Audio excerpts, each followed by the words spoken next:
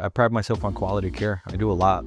People would try other places because their insurance covers and all this good stuff. But once the insurance runs out, or once they realize that the other chiropractor is not doing as much, they tend to come back. So Mike being an athlete, constantly putting his body to work, and he's got a game tomorrow. We're working on the feet now. Everything starts from foundation. So kind of work my way up, loosening up his whole body, and that way he's ready. I take my time with patients, and we try to do all the good stretching, all the good adjustments.